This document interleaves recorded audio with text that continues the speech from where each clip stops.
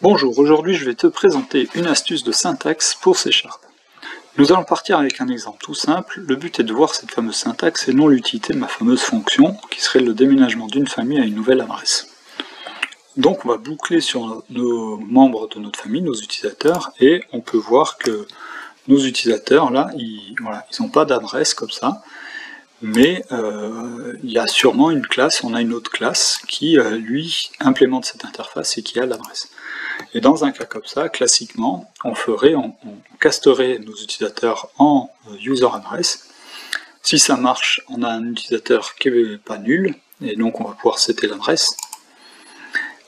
Et si ça n'a pas fonctionné parce que c'est d'un autre type, eh ben, il va être nul. Donc voilà, donc ça nous fait deux opérations, et en plus après on a notre user address qui est encore disponible ici, alors qu'il pourrait être nul, enfin voilà, ça peut amener à des confusions. On va pouvoir faire ces deux opérations en une seule, avec l'opérateur is. Et du coup, avec cet opérateur, on va pouvoir, notre utilisateur, vérifier qu'il est de type user address. Voilà. Et c'était notre user address, notre objet user address. Voilà.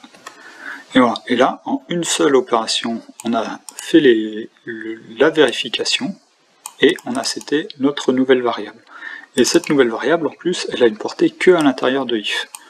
Donc ainsi, ça va nous permettre d'avoir un code plus simple, plus facile à écrire, plus simple à lire, et en plus, on va avoir une variable user_address qui n'a une portée que à l'intérieur de notre if. Si dans ta base de code, tu as des cas qui ressemblaient à ceci,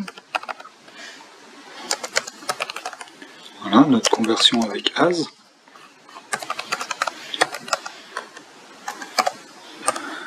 et ensuite notre fameux test si ce nouvel utilisateur il était nul ou pas,